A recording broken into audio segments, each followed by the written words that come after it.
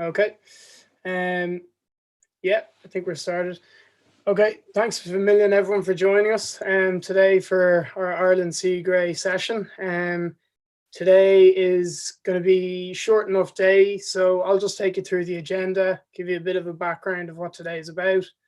And then we will have a presentation from Tolu, followed by Garces, and then a quick presentation from our outgoing chair, Jason Noctor. And while he's giving a presentation, the judges will be deliberating their feedback. We'll hear a little bit of feedback on the two presentations, and then we'll let you all go. So it should be a short enough day today. So just to start things off, a bit of a background on what today is about. So the CIGRE National Committee has extended an invitation for us to participate in the Centennial Session CIGRE 2021. So what that means, so the showcase was originally initiated by the CIGRE UK NGN, aiming at providing a good development and networking opportunity for global NGN members to showcase their work in this excellent international platform. Through the event, it was also expected to enhance international collaboration between NGN groups, increase NGN member participation in the Paris session, while driving sustainable membership growth for CIGRE by engaging with potential future experts in the industry. The first three global NGN presentation showcases were held at the CIGRE Paris sessions in 2016, 2018, and the CIGRE E session in 2020 due to COVID-19. It had to go as an E session as opposed to in person. All three were great successes. 22 NGN members from 14 countries got the chance to present their work in 2016.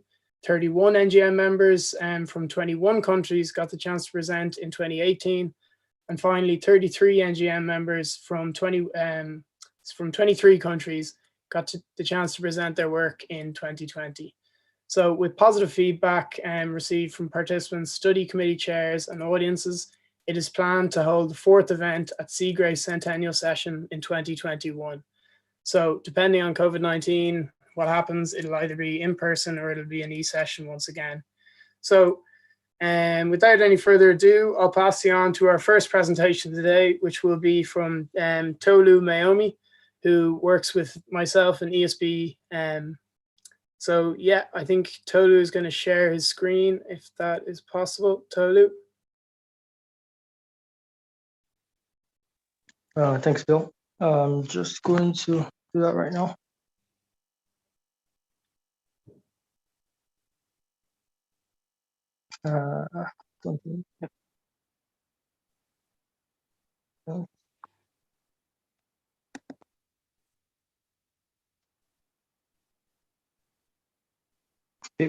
Can everyone see the screen? Yep, that's perfect. Cheers, Tolu. Best of luck. So, yeah, thanks. Good afternoon, everyone. My name is Tolu Mayomi, and today I'll be presenting on an approach for classification of risk of towers. I'm a graduate engineer at ESB, and I'm working in the overhead lines design systems team. Now, EN 50341, section 6.242 states that towers which are in close vicinities to houses, parks, and other public areas should be classified as often frequented towers or not often frequented towers. Now, the reason for this is so that TFR measurements can be conducted in towers which are classified as often frequented towers, so that the risk to the public in situations of earth faults can be reduced. Now, in order to remain compliant with this requirement, ESB developed an old classification scheme, which you can see in front of you. And then in 2016, there was a new classification scheme that was developed as well. Now, the new classification scheme was used to assess three sample lines. One of the lines was a rural line, and the rural line represented lines that passed through rural settlements.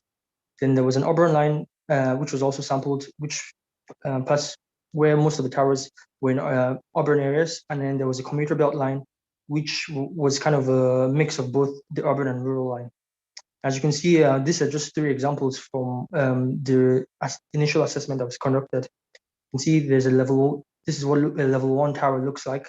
It's close to residential areas, and there is some possibility that the public might come into the vicinity of the tower.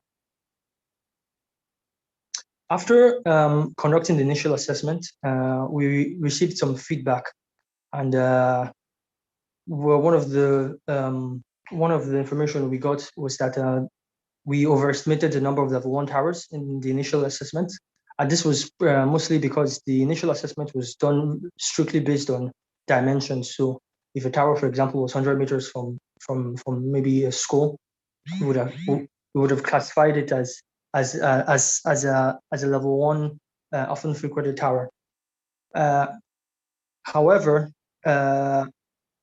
we wanted to get a more realistic set of level 1 towers along the network, so we decided to create an improved worksheet, as you can see. Now, this improved worksheet was based on was considered more the potential of access to the public. So what we did was we used the improved worksheet to reassess the 3 lines that we did initially. And the result, and when we got the results using the improved worksheet, we decided to extrapolate, the result over the entire network. So in order to do that, we made certain assumptions. The first assumption we made was that we assumed that 80% of the towers on the network are in rural lines, while 20%, well, so we assumed 80% of the lines are rural lines, while we assumed 20% of the lines are urban lines. Then in the rural lines, we assumed that 89% of the towers on those lines are in rural areas, while in urban lines, we assumed that 11% of the towers are in urban areas. So using the results from the revised worksheet, we were able to estimate that approximately 5.7% of the towers on the entire network, of all the towers on the entire network, will be classified as often frequented towers. Now, we estimated that we have 13,000 Earth structures on the network. That would give you about 741 often frequented towers based on our analysis. In order to carry out a full network assessment of 13,000 Earth structures on our network, we estimate that it will take a team of 2 individuals 2 years to classify all the towers on the network as often frequented towers or not. And this manual classification will have to be done in a GIS environment and where the 2 individuals are working full time for those 2 years. However, we also explored the possibility of machine learning, and what we realized was that machine learning offers the potential for rapid and accurate classification of towers at half the estimated duration and cost of a manual approach. So I'm going to be just talking briefly about machine learning. Just want to point, I'm not an expert by any means on machine learning, but machine learning is a subset of artificial intelligence, and artificial intelligence is basically a study that tries to mimic human behavior in computers. Now, there are 3 types of three areas of machine learning. There's supervised, unsupervised, and reinforcement learning. And image classification, which is what we conducted, is a form of supervised learning. Now, you might think of machine learning as using this illustration. So during normal programming, the way computers are normally programmed is the software engineer or the programmer or the computer scientist creates a code, and while creating that code, he tries to imagine every possible scenario that could happen. And so you kind of create your code for the computer to be able to respond to every possible scenario. Now, we know in reality, things outside the domain of where the code was written usually happen. And so what machine learning tries to do is teach computers to be able to figure out the answer, to be able to figure out on their own the answers to problems, so that in case you program a computer and it comes across a problem that's outside the domain it was programmed for, it can still attempt to answer the problem. Now, in order to do this, a neural network is used. So neural network basically consists of layers, and in each layer, they are basically weights, and they're basically like statistical values. And what happens is you give a computer a lot of data. So for example, you might give a computer 20,000 images of a cat, and in each layer, the computer sort of tunes itself, tunes certain values to optimize it to be able to detect what the cat looks like. So after and so then you might give a computer after training it with 20,000 images of cats, you might give the computer images of cats and images of dogs, and then what you expect is that the computer is able to use what it has learned in the training process to be able to predict what an image of a cat looks like. So you should be able to give the computer images of cats that you didn't give it in the training phase, and then the computer should be able to predict up to a certain probability if that is an image of a cat. Now, we used this image classification model to conduct the proof of concept, and the proof of concept was conducted using MS Azure Custom Vision, basically in the cloud. And as you can see, the first trial that we conducted, we fed the computer images of level 1, level 2, and level 3 towers. And basically, there are 3 metrics used for judging the accuracy of any machine learning model. There's the precision, there's the recall, and there's the average precision. As you can see, the computer was about 70% accurate at estimating often frequented towers in the first call. Now, precision basically tells you how accurate, just gives you a general overview of how accurate the machine learning model is. So for example, if you give the model 200 images, how many out of the 200, how many images did it predict correctly? That's what precision tells you.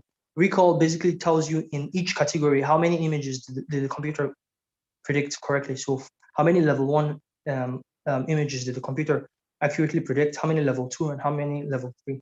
And average precision is just a mix of both precision and recall. Now, after conducting the first trial, because we obtained like a 70% accuracy, we wanted to improve the accuracy so that we could, we could obtain a good result. So what we did was to divide the classification into two levels. So rather than training the model on level 1, level 2, and level 3, we decided to train it on kind of like a black and white approach. So it's either often frequented towers or not often frequented towers. So we use the level 1 and level 3. As you can see, the accuracy improved dramatically. And so I think what we could tell is that computers are very, very accurate at predicting whether the tower is often frequented, is a level 1 often frequented tower or not a level 1 often frequented tower. And so we're able to prove that this model can be carried out on the entire network. Thank you. Any questions? Thanks a million, Tolu. Great presentation. Yeah, very interesting. I will pass you over to Jason now for just the collaboration and the questions. Jason, you there? Hi, Tolu. Excellent presentation. Very well done. Yeah, I think being able to use, just a little feedback for myself, I think being able to use machine learning for tasks such as this, and kind of looking at already available solutions, but applying them in different circumstances and for different approaches is really excellent, and it demonstrates a very valuable bit of innovation, kind of in our industry. So there's a couple of questions here on the Slido that I might ask first. So I might ask 2 questions from here, and then I will pass over to Dan and Carol to see if they have any questions. So I suppose the first question I have, which comes from myself. So you mentioned that if you were to do this in the traditional approach, it would require kind of two-man years worth of work. I think you said 2 people for 1 year, so 2-man years. If you were to, and obviously, Joe, that's both a very heavy time cost and a monetary cost. So if you were to use the machine learning approach, I suppose what kind of gains do you get there? Do you reduce down the time required? Do you reduce down the costs? I suppose what's like, apart from maybe possibly a more accurate assessment, what other values are there? Okay, so we estimate that to take it's you reduce the both the cost and the time by half. So we estimated to pick the machine learning model, which is like 1 year to classify all 13,000 towers, and we estimate it will take this would be at about half the price of the current of the manual classification approach. Okay, excellent. So you get down to about what, like 1 man year worth of work? Yeah, yeah, exactly. 1 man year worth of work, yeah, at half the cost. Okay, excellent. And in terms of the processing time, then you're obviously looking at this being able to be done on a 24-hour cycle rather than say an 8-hour work shift. Yeah, so you exactly. really reduce the time down. Excellent. And then a question from the Slido. I suppose there's one that's kind of topical here, and I think it's also something that the Young Member Showcase is looking for is, did COVID-19 prompt the investigation into the machine learning for this task? I suppose considering the need for people to restrict their movements, working from home and things like that, or was machine learning already kind of on the cards for this project before COVID travel restrictions came to play? Before before COVID happened, and COVID was kind of an unexpected thing for everyone. We were considering the approach for carrying out the full investigation, and we kind of were not too sure at first about how machine learning would perform on this. So we decided to give it a go. It was almost initially we wanted to maybe a team of 2 interns working, or a team of just 2 individuals, 2 interns being supervised by an engineer working for 2 years, carrying out this out. But then we also had machine learning kind of on the back burner, so it was almost an afterthought. But when COVID happened, we kind of accelerated the machine learning trial, because COVID kind of created an opportunity for us to see if actually we could use machine learning for this, just because of how COVID has changed the entire working environment. And so we were pleasantly surprised to see how accurate it was with machine learning, which now offers us an advantage and like a resilient way of working, of carrying out this assessment, irrespective of the circumstances that we're currently in. Very good. And there's just one more question here before I pass over to Dan and Carol. Could you just briefly explain the difference between level 1 and level 3 towers, or okay, OFT and non-OFT? Yeah, so a level 1 usually it depends on, so EN 50341 says all towers, we should look pretty much at towers near public places, so buildings, schools, parks, towers where the public is there's a possibility that the public will have access to that tower. So towers such as this, where there's a possibility, we usually, at minimum, we would classify those towers as level 2. Now, if we look more in depth into the tower and we see that actually maybe there's no fence around the tower, or it looks like maybe the tower is just behind someone's house, where if, like I said, if there's any earth fall, there's a possibility that someone could get hurt. Generally, the public at large, then those towers are classified as level 1. Now, level 3 towers are just maybe a tower that's at the back of a farm somewhere, where like there's no building for, I don't know, 100, 300, 400 meters around it, and there's almost no chance that anyone is ever going to come into go near that tower, those towers will be classified as level 3. So depends on the risk that is seen for the public. Very good. Thank you, Tolu. Dan and Carol, do you have any questions for Tolu? Yeah, probably I have one or two. No, first, yeah, very good and interesting. Very good presentation, interesting as well. And that's definitely if it's validated from 2 years worth of work to that will short a lot the the interval. But just on that, I was thinking first. That will make it shorter because of the data processing or the data survey? It will make it shorter because so the machine learning will cut what because obviously first you need to survey the land, and secondly you need to process the data after you survey the land, which is where the machine learning will prove is very efficient. Probably will be the first or the second, the surveying part or the data processing. I would say it's the data processing because it's the machine learning it's sort of automates everything. So the way we at least right now, our initial approach, how we envision how everything will work is we have KMZ files for the location of most towers on the network. So we envision giving it to an algorithm. The algorithm goes to all the location, takes a snip of it, feeds it to the machine learning model. The machine learning model, which has already been trained, classifies it, and then we have a database somewhere for you don't have to survey the land again. It's just a matter of processing the data.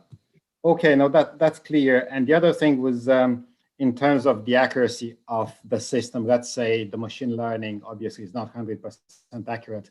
Would it make sense to just make sure whatever the system is accurate, let's say 80% of cases, it will make a call 100% correct, and for the rest, still to involve the humans to avoid any false positives and any false negatives? Have you considered that? Yeah. And what would be the risk of having false positives and false negatives? Yeah, part of the trial, or what we envision again, would be that there will be some cases where it will be borderline cases where maybe we don't trust the model well enough. So part of as the system works, we would validate some of the lines, and there will be cases where we would actually use maybe an individual to actually classify those cases, but those would be borderline cases, and we estimate that it shouldn't be more than those cases won't be more than 20% in the worst scenario of the entire network. So yeah, no, because that's important to see what is the risk for these false positives or negatives as well. Like, yeah, no, that's great. Good, thanks for that. Thank you. So Loop, congratulations and thank you for the presentation. It's very interesting, and it's great to see such developments. A couple of questions on the machine learning. To what degree can the machine learn new inputs? Why I'm asking that, I guess, is for tower footing resistance. It also considers the soil resistivity of the local area, which can be developed from standing geographical and physical maps that are available, and also the other consideration is the fault current in the area, which may change the characteristics of the categorization of your level 1 towers. So to what degree have you considered those as viable inputs, I guess, into the machine learning? Thank you for the question. Machine learning has basically classification, different types of classification. So there's image classification, which is what we did. So you take an image and basically it gives you an output level 1, level 2, level 3. There are other aspects of machine learning like image segmentation. Now in image segmentation, you might take an image of an area where a tower is, and then you kind of train the, maybe you want to be able to train the model to say, okay, this is a tower located here, and this is the area around the tower, and looking at this, maybe this is what type of soil is around the area. So that would kind of broaden the scope of the model. But for now, it's basically an image classification model, and so I don't think with what we've done, we could expand it to take account of those features which you highlighted. But it can be done, but we would have to broaden the scope of the project. Yeah, I can see some real usefulness actually if it was broadened to consider that, because a tower based on rock conditions versus soil conditions results in two very different risk profiles. So yeah, I think if this is the basis for which future development works, I think that would be really useful for the system. Yeah, no, that's very good. Just in terms of what you learned in terms of the category 1 classifications, where in the country was kind of worst? What was the worst profiles, I guess? And did you need to take any immediate action as a result of the findings from your study in terms of what it was implemented on ground? So most of the worst, like majority of the towers which were classified as level 1 were towers in urban areas. So towers in like that maybe running through parts of Dublin, things like that. And I don't, as far as I can tell, there wasn't any case where any immediate action was taken as a result of the classification of the towers. It would be towers in urban areas that would be classified as, that would be most likely to be classified as level 1 towers. Yeah, and from the image, you're able to consider whether the ground conditions around the soil or around the towers were tar macadam,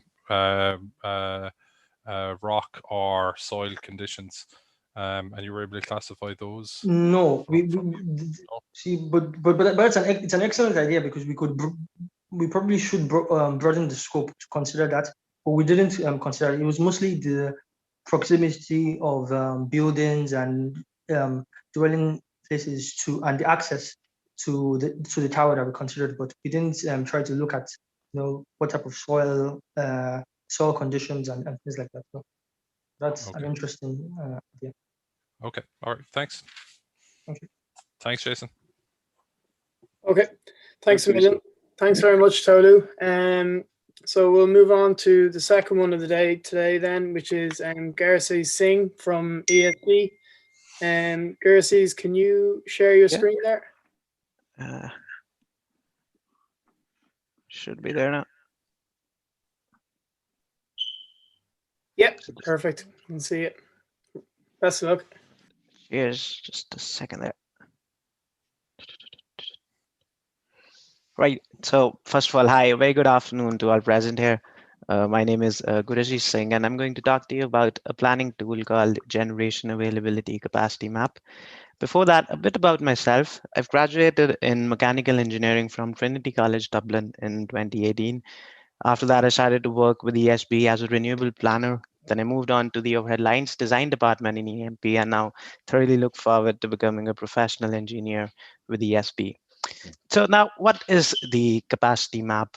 Simply put forward, it is a tool in the form of an interactive map showing the available network capacity in a particular area or a substation to help connect more renewable energy quickly onto the system. So if you just see on the right-hand side, it is a map of southern Scotland from Scottish Power Networks. The areas in red simply mean that for any more generation to connect in those areas, significant reinforcement in terms of trafo upgrades or line upgrades will be required. As we move on to the green areas, it then means that these reinforcements will be highly unlikely. We can then also zoom in the map and see all the 110 kV and the 38 kV substations and the transmission lines as well, which are again color coded. based on the same logic. So we looked at them, and we also looked at other utilities that provide this information and figured out ways how we can implement them within the ESP. So the first phase of the plan involved a lot of benchmarking and going out to our customers, presenting to the likes of the Irish Wind Energy Association and the Solar Energy Association to get their feedback. We took their suggestions on board, and we came forward with the map on the right-hand side, which has now been published on ESP Networks' website. The dots here again represent the 110 and the 38 kV substations, which are color coded based on the same logic. Green meaning significant capacity is available, red meaning no capacity is available. Now, the blue dots here are interesting because these are the stations where you have transformers that do not operate in parallel, meaning that both the transformers can have different capacities available on them. But of course, you can click on the station and you can see what values are available on each of those stations. Now, for the phase 3 of the plan, we've decided to even load up more information on the map, such as the transmission network, areas that have high solar and wind potential, and other information which would help the customers pick locations even more easier so that we could connect them more quickly. Now, to explain this, how we decided to go forward with the map, I'll just break it down into very simple four parts. That is to gather data, to arrange that data, present that data, and update that data. All in all, while focusing on providing the customer with not only information but quality information. So for the first step, we got a lot of information around the generator details from the renewable planning department. We got the summer valley loadings and the winter loadings on every trafo from the load planning department, and then the station and the transformer sizes details from asset management within the ESP, along with various site visits as well. So once we had this information, it was time for some magic, or some people call it maths. So we took this information, we used this equation that's shown on the screen below to calculate the available capacity that is shown in the table in the red column. So we just took what generation is going on each transformer, what's coming out, what's load, what's the summer valley load on each transformers as well. So we use those values. Now, the interesting term here is the allowed transformer capacity. Now, why that's interesting is because it is directly correlated to the installed trafo capacity and the wind energy that is put onto the trafo. The logic behind that is that on a windy day, when the wind output is, at its maximum, it would also mean that the trafos will cool more effectively because of, fast wind flowing around them. So you could eventually put more generation on those trafos. So to calculate the first value for the iteration for available capacity, we use the installed trafo capacity as the basis for that. And then we get a value, and we use that value then to calculate the new allowed transformer capacity, assuming that all that energy was non-wind, thereby which reduces the allowed capacity. So we do this 4 or 5 times unless the change is less than 1%. And once we achieve that, we come with a simple enough spreadsheet that just has the station name number, their locations, and the available capacity at those transformers. So now, as I probably could appreciate, we could have handed out to the customers a simple spreadsheet with all that information. However, we decided to do it in a more intuitive way in the form of a map, which has added advantages to which I'll explain shortly in the next few slides as well.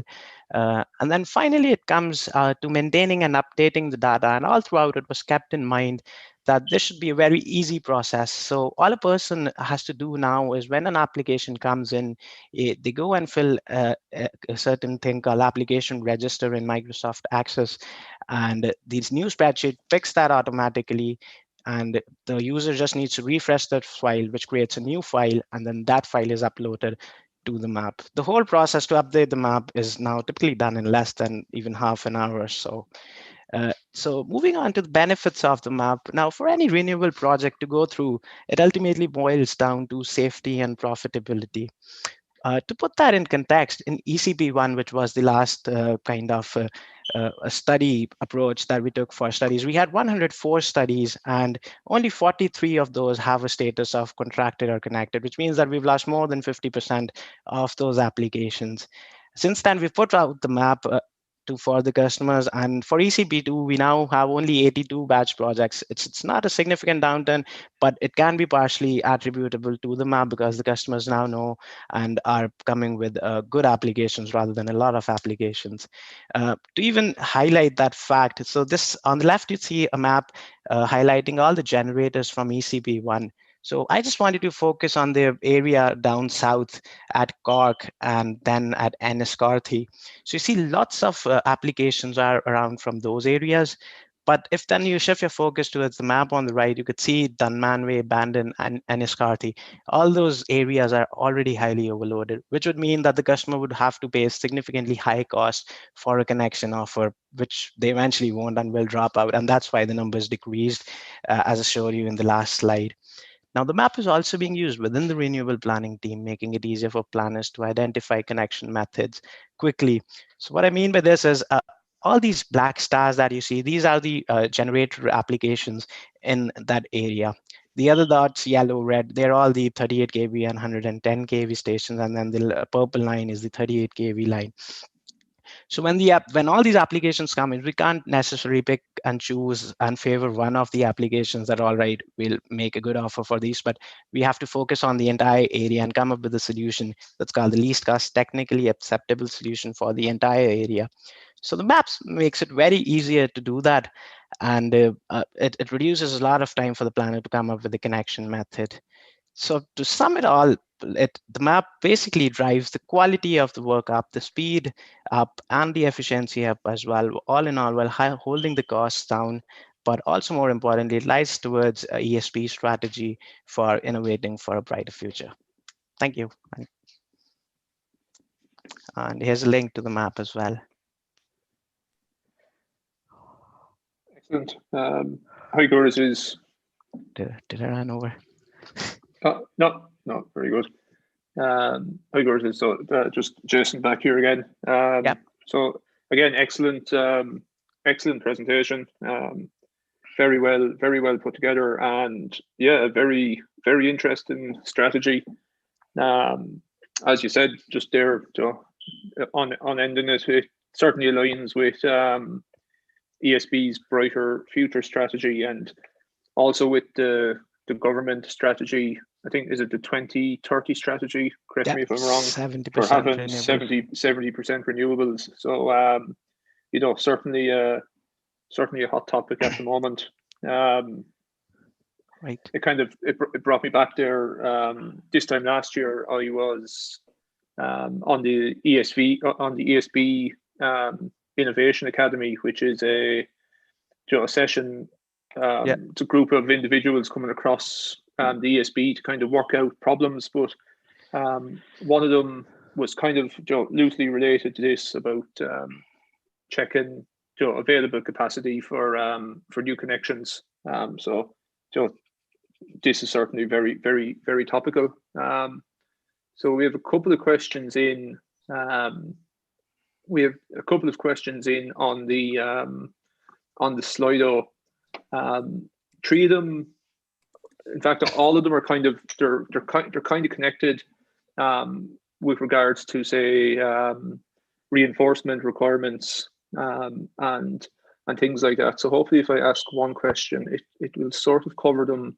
It'll sort of cover them all. I'll take the first one, and that is, has an assessment been completed into the lifespan of equipment at stations as part of this project? So this may impact the capacity of the station. And I suppose adding on to that, then some of the other questions were kind of about the capacity of equipment in general. Right. So such as on the overhead line, and how this capacity map might affect it. Right. No, there's definitely a scope in the next phases, as I mentioned, when we'll publish the transmission lines up on the network. So you'll have the map integrated with Synergy or other softwares to see the load flows on those transmission lines. And coming up on the equipment around the stations, except the trafos, that is important, but the majority of the cost, whenever a guy goes and he wants to connect a renewable project, the majority cost, which is going to be a showstopper, is going to be the cost for the transformer or expanding the station, putting in a new transformer, and if the space isn't there, the showstopper, they're not going to be, the differentials or the relays. They will have to put them in place anyway. So that's why we didn't really focus on the equipment condition, except other equipments than the trafos or circuit breakers, because those things will have to be put in by the IPP anyway. So yeah, hopefully that answers. Yeah, very good. And another one that has just come up there is, hi Gurus, based on your knowledge of the interactive map, do you think there is much capacity in the existing infrastructure to incorporate further renewable generation? And then I suppose that there was another question that kind of ties in with that as well, is do you think there is a need to dramatically upgrade the current network to cope with future green energy strategies? Well, obviously, we could obviously put in as much better infrastructure, and like there's going to be no stop to that. But there obviously comes a financial roadblock to that. So I think that's why people are looking at, what you call it, active management of the systems, so that you can manage load and generation at the same time. But having said that, yeah, certain areas, like I just showed on the map, the south side of the country, that's where the wind blows, that's where the sun shines. So you're obviously going to have a lot of generators in there, but and you'd have very few generators in the middle of the country. And same goes with the load as well. So that's the thing, you can plan ahead with the map, but just saying that there's a dramatic need to just upgrade the entire country, upgrade the system in the entire country, was just not practically feasible at the moment. But I know that they are looking at other ways around just changing their policies. So if I may get a bit deeper on that, so in most of the ESB substations, you'll have more than one transformers that operate in parallel. So when we offer a connection to the customer, we do our studies based on the N-1 scenario, so that if a trafo goes out, everything will still work fine. If a trafo is down for maintenance, it will still work fine. So what they're now trying to do is for the 38 kV substations, they're removing that clause that even if a trafo goes down, that would mean that the generator plant automatically trips up and has no effect on the rest of the system. So they're looking at other ways, but to be honest, I personally don't think that we can just go out and upgrade all the existing infrastructure in the country. I think many people will be, from a budgetary perspective, they'll be glad to hear.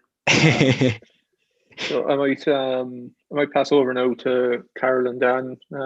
If you guys have any questions for Gurus. Hey, Gursi, well done, and thank you for the presentation and the great work. Yeah, to what degree did you consider demand side participation in your analysis for capacity? Do you mean just as in did we? So a demand side unit would reduce demand in a particular local area. I guess this is from the perspective of capacity, that it would be generation. There would be load, obviously, at these transformers as well, but also there would be active load. I'm just wondering, did you consider that in your analysis? No, specifically because, like I said, when we carry out our studies, we're basing it on the worst case scenario. So if worst comes to worst, what happens?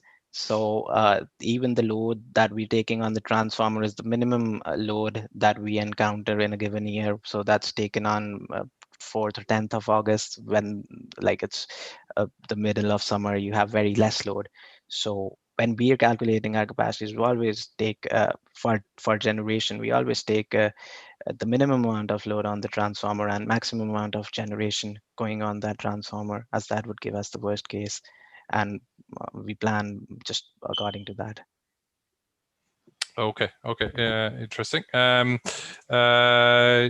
so the values, the analysis that you've conducted is based on static data. I'm just wondering, has these same equations, are they used in your real-time operations to give certainty on capacity at any time?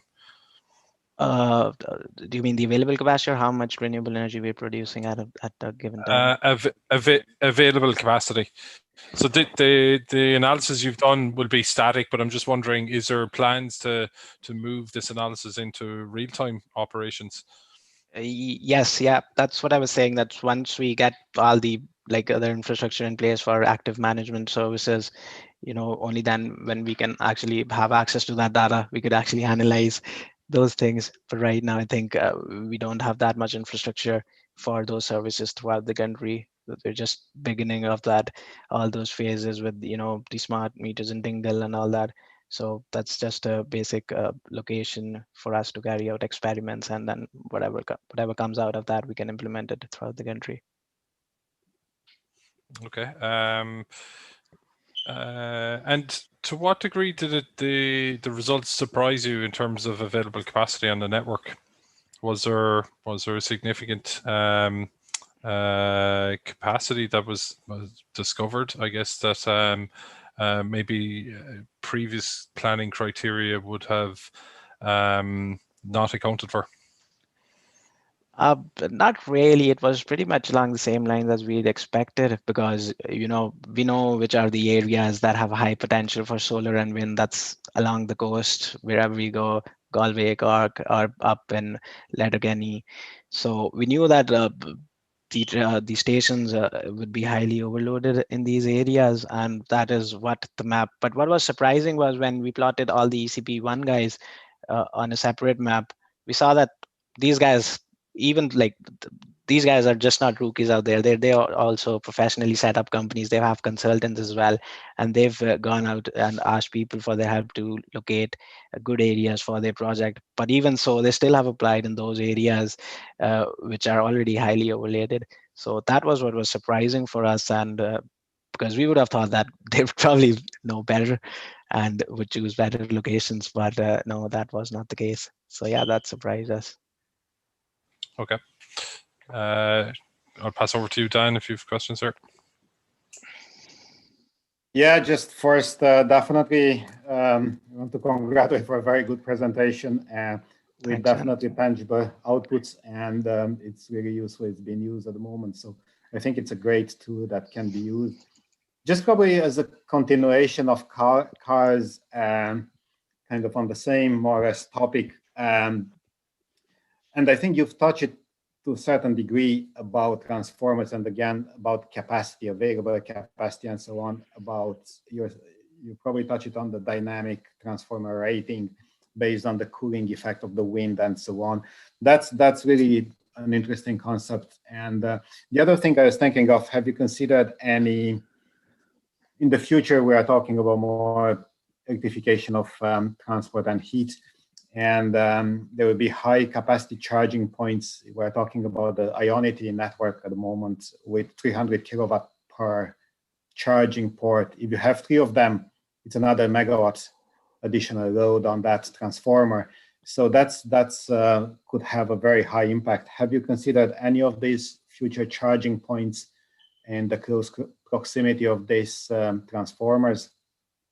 Well, not specifically our team would have done that, but there's a smart load planning team created in ESP that actually looks out for that. So they are using this map along with, this is the generation map. We also have a load map based on the same principle that goes down to MV and all that. It doesn't goes down to LV yet, but that's what the smart load planning team are looking, and they're trying to figure out where are the best possible locations to install those EV chargers so that it could feed the entire estate and have as minimum effect as possible on the transformers upstream.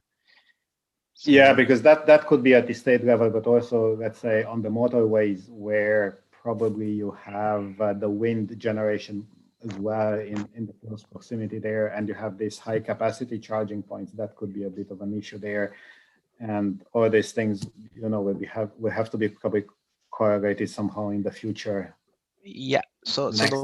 the way that works is that there's certain incentives that we give out to the generators. So suppose as close as they are to the load, the more they will be paid for that. So we've looked towards what you're saying in that aspect, but the map basically just calculates what capacity is available at every location. But as you said, we can obviously tell people that, all right, if you put your solar or wind farm at this location, you're gonna be getting paid this much. If you do it at this location, you're gonna be getting paid this much. So just to improve on that. I think it's a very good, definitely a good starting point for the future, for the smart future network with that's been active management and so on. So no, well done on that. Thank you. Right. Cheers. Thanks, man. Okay. Thanks a million for that. Could I ask the two judges maybe to break out now and start pulling your thoughts together on the two presentations just for feedback? So just in the meantime, we'll just have a quick a quick look back at what we've seen today. So Tolu, thanks a million for your presentation. Tolu presented on the machine learning aspect of looking for to assign risk to towers around the country. I think we all really enjoyed it. Machine learning is obviously very topical at the moment. If this sort of a system or a process can be applied across to different various assets around the country, it could be huge. Secondly, we had Gareth says just there. So thanks a million, Gareth says, for your presentation on the capacity map. I actually do a bit of work myself with the planners, and we've used your heat map a lot. I think a hidden gem or a hidden benefit of it is just when we're actually going to clients, we can provide some sort of clarity on as to why we are charging them what we are charging them. Because obviously some people come in and they say, we want 10 megawatts connection here, and we say, yeah, no problem, a couple of 100,000. And then someone else comes along a minute down the road, says the same thing, and we ask for 10 megawatts. Yeah. So, and in the past we couldn't tell them why, and it was a big issue. So yeah, your map is great for helping us out there. So finally, we have just a short presentation from Jason Nocter. So I might try share my screen here. Jason, are you ready to go? Yeah, ready when you are, Bill. Okay, 1 second.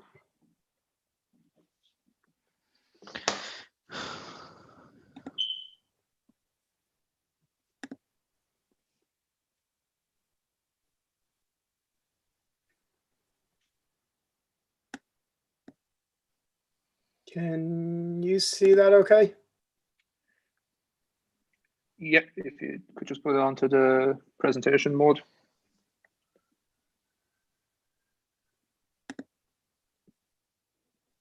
Yeah, there we go. Okay. And you can just fast forward on to the next slide, please, Bill. Excellent. Yeah, so hello, everyone. I think you've already heard me speak, but just while the judges are deliberating, I said I'd just give a brief update on what's happening within the CIGRE Ireland NGN at the moment. So recently, we were asked, CIGRE Ireland NGN were asked by the CIGRE NGN International Executive Committee to both produce a constitution for CIGRE Ireland NGN, but also then record our experience with writing that constitution, and I suppose support other newly formed NGNs in writing constitutions for themselves, but then also lead the development of an NGN for the International Executive Committee. So just back in mid-January, I gave a brief update to the IEC on the status of that NGN. So I'll just kind of go through this presentation again. So what I'm going to talk to you first about is CIGRE Ireland NGN's experience in writing the constitution. So I'm going to introduce CIGRE Ireland NGN, Then I'm going to briefly discuss why we require a constitution. And then I'm going to outline our approach and the learnings so far. And I'm going to end then with future plan and future work. So if you could move on to the next slide, please, Bill. So basically, the Irish NGN was formed in 2018, and from a small number of original members, we began to grow following our initial kickoff event. Throughout 2019, we experienced a steady growth in membership, and this growth tended to coincide with participation at our two key events in 2019. In 2020, however, we experienced a significant increase in membership and participation at events by potential new members. We also saw the welcome shift from the NGN being a Dublin-centric organisation to having attendees join from across the island of Ireland. And I think in large, this can be attributed to the move to online events, which has made the organisation generally more accessible. If you could move to the next slide, please, Bill. So as the NGN began to thrive, we were kind of required to remind ourselves that we had to continue to do right by our members. So we kind of put our heads together and identified that this required developing a constitution. And a constitution can be simply defined as a system of laws and basic principles that a state, country, or in our case, organization is governed by. So in other words, it was about having a defined set of procedures to help ensure that we continue to do the right thing. So at the time I was given this presentation to the IEC, it was actually the day of Joe Biden's inauguration.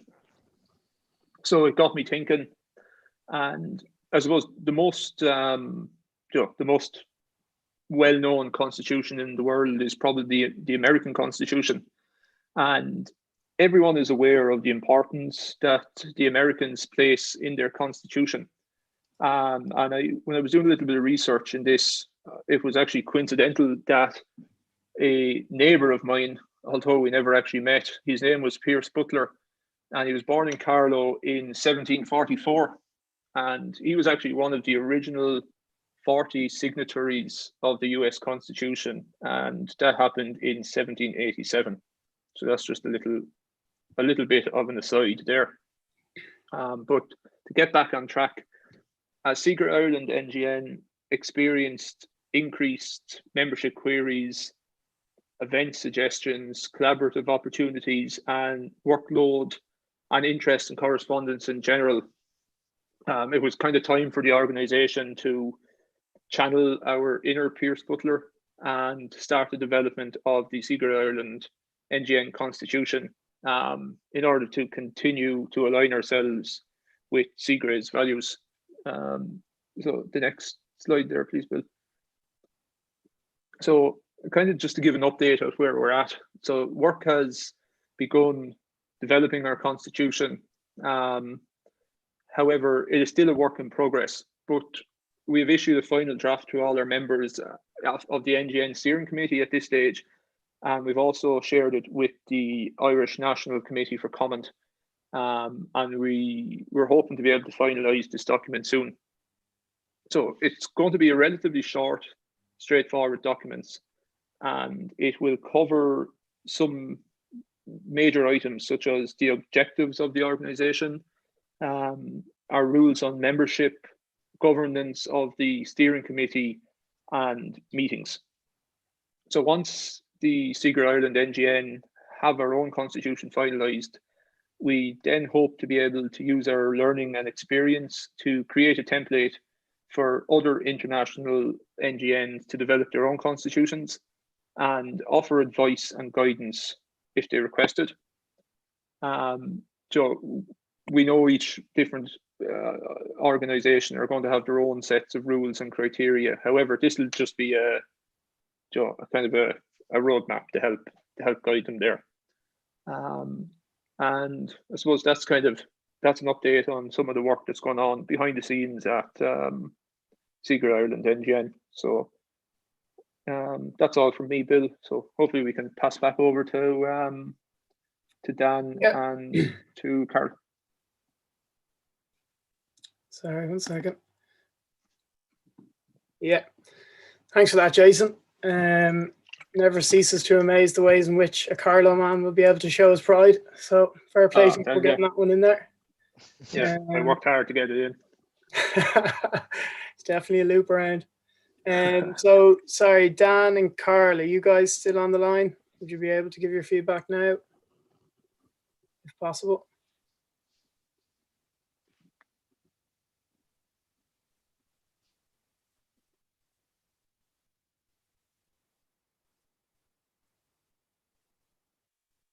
Sorry, 1 second. We'll try and get a message across to Dan. Jason, would you be able to? Yeah, I can message him on Skype here.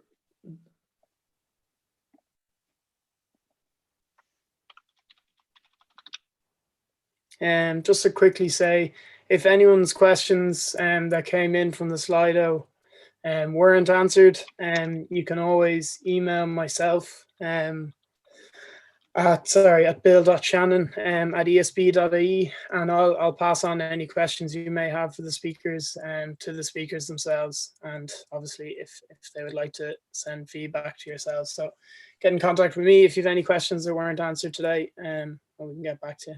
I think we have our judges back, so I might pass you over to Dan and Carl now for some feedback. Yeah, we are back.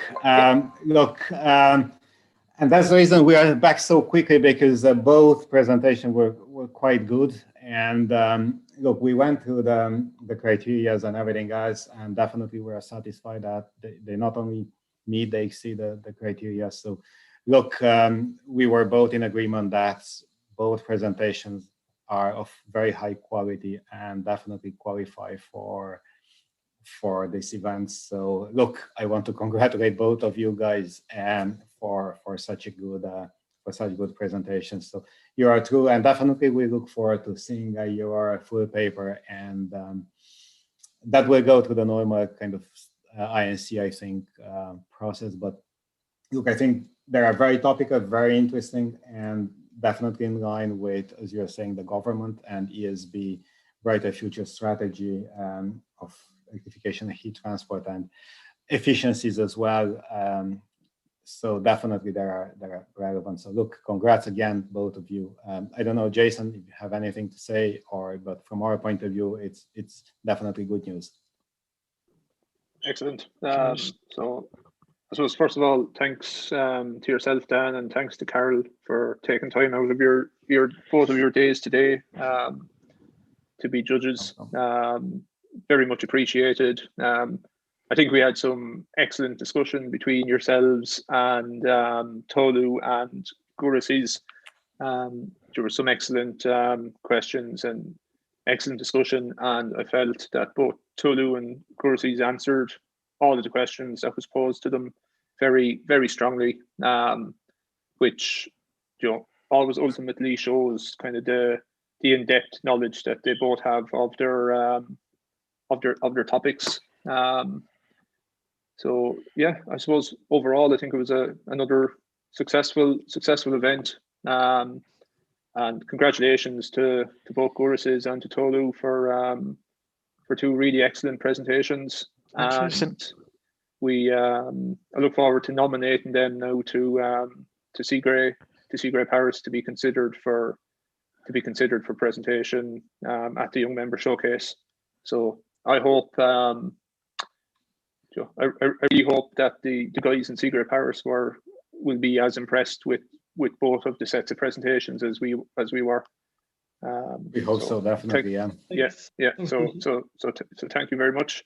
And yeah, I suppose we'll start the nomination process, and we will take it from there.